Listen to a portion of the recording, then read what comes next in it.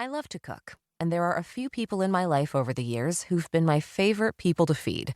And what I love about feeding those people is how much they notice. They eat with passion, full mouths, full plates, and they notice color and flavor and texture. They ask questions and close their eyes while they're chewing, trying to taste even more deeply.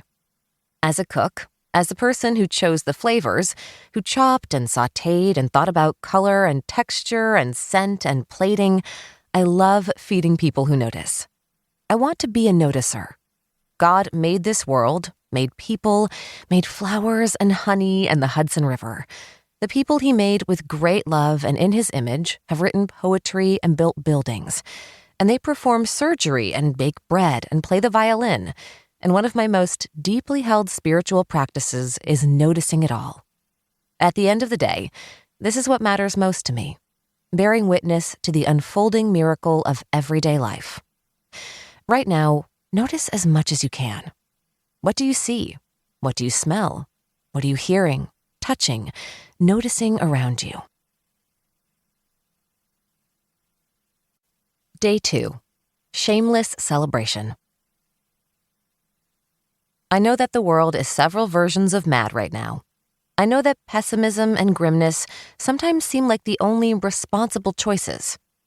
I wake up at night and think about war and pesticides and global warming and fundamentalism and disease and crime. I worry about the world we're creating for my baby boy. I get the pessimism and the grimness. And that's why I'm making a shameless appeal for celebration. Because I need to. I need optimism and celebration and hope in the face of violence and despair and anxiety. And because the other road is a dead end.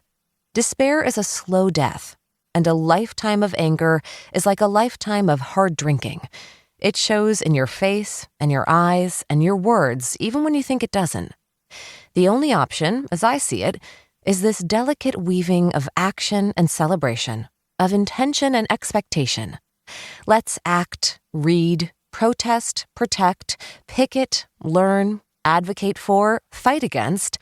But let's be careful that in the midst of all that accomplishing and organizing, we don't bulldoze over a world that's teeming with beauty and hope and redemption all around us. And in the meantime, before the wars are over, before the cures are found, before the wrongs are righted, today, humble today, presents itself to us with all the ceremony and bling of a glittering diamond ring. Wear me, it says. Wear me out.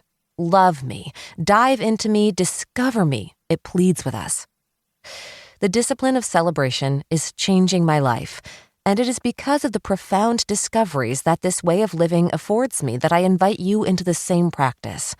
Celebration is a tap dance on the fresh graves of apathy and cynicism, the creeping belief that this is all there is, and that God is no match for the wreckage of the world we live in. What God does in the tiny corners of our day-to-day lives is gorgeous and headline-making, but we have a bad habit of saving the headlines for only the scary. There are a lot of good books about what's wrong, what's broken, what needs fixing and dismantling and deconstructing. I read them, and I hope you do too. But there might be a little voice inside of you, like there is inside of me, a voice that asks, is that all? Is this all there is? And to that tiny, holy voice, I say, no way, kiddo, there's so much more. And it's all around us, and it's right in front of our eyes. To choose to celebrate in the world we live in right now might seem irresponsible, but I believe it is a serious undertaking, and one that has the potential to return us to our best selves, people who choose to see the best, believe the best, yearn for the best.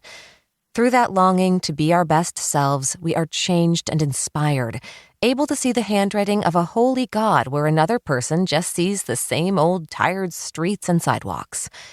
The world is alive, blinking and clicking, winking at us slyly, inviting us to get up and dance to the music that's been playing since the beginning of time, if you bend all the way down and put your ear to the ground to listen for it. What can you do to intentionally celebrate small things this week?